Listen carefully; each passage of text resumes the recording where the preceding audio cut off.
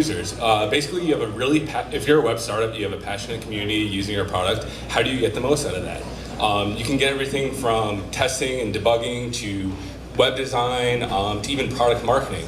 There are many different roles in a startup, usually more roles than there are actually people when you're kind of small and early on. But you can outsource all of this to your users. Take testing and quality assurance, for instance. You can actually make that a part of your website and give early adopters or beta testers certain access to certain features you're about to release that nobody's seen yet. They feel rewarded, they have a premium, and they get to play around and give you feedback.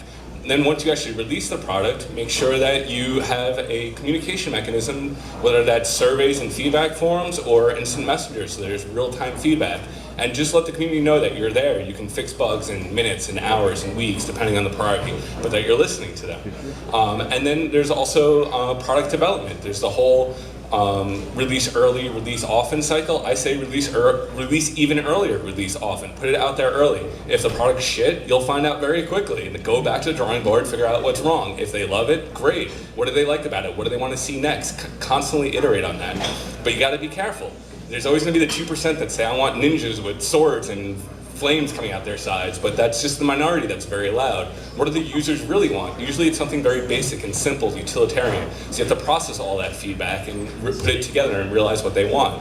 You can get your users to actually design your website. WordPress and Blogger are excellent examples of this. All the different themes and templates they have, users created that. Why? Because they would get attribution. Basically, I create a theme, I'm a designer, put it up, big huge site like Blogger links to me, that's great. I now have cred within my community. Get your users actually talking to each other. So many social sites have private messaging and you're a friend, but the community as a whole doesn't actually talk to each other. Get your passionate users talking to the newbies and welcome them on board and say, hey, glad to see you on here.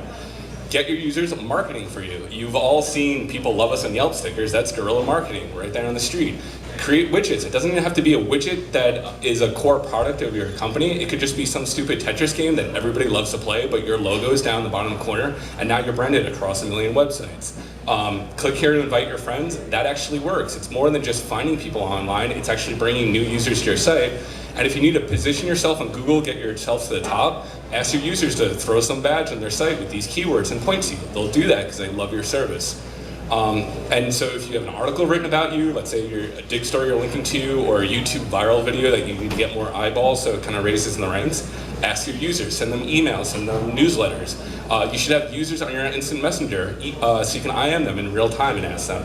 You can even have users develop your product. When Flickr first launched, they didn't have the Mac and the PC and the Unix uploader, they just focused on web hosting. Who developed all that software? The community. Who maintained all that software? The community. Move it on to them. Focus on your core product.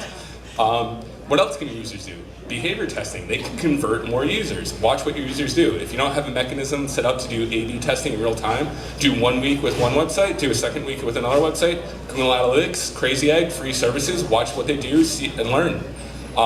Have your users translate your site for you. We just launched a website 2 weeks ago. We're already translated into a handful of languages thanks to our users. I went out, I looked, and I saw what users were talking in different languages. I emailed them and said, hey, would you translate into this in Italian to us? And they said, yes, it's that easy. Interns, free labor. I guarantee if you have a website, you have a comp sci major, you have a business management major, you have somebody taking creative arts, get them working for you. It can be remote or it can be on-site. Bring them in for the summer. They need the expertise, they need that on their resume, bring them into the company. Constantly poke your users, remind them, hey, you have some new friend following you on Twitter. This is our newsletter. Be personal, talk to your users. Tell them this is what we're working on, this is what we completed. Get them constantly coming back to the site. Tell them what you need, but it needs to be mutually beneficial. And make sure to reward them. You're gonna have these top users that are really active on the site. Let them know that. That can be badges, elite status. If you can't do that in your software, if that doesn't make sense, send a personal communication. Be like, hey, you're the #1 poster of some information on our site. I just want to say thank you. That goes very far to hear that coming from somebody in the company. And finally, trade work for services. If you need somebody to do work and you have a premium service, give it for free. If you can't give it for free, offer it at a discount. And if you don't have that, then create virtual gifts. There's a lot you can do with your users. You just have to be creative about it. You have to make sure to keep an open communication with them in a closed loop, just in a cycle. And be sure not to abuse your users, but use your users. Thank you.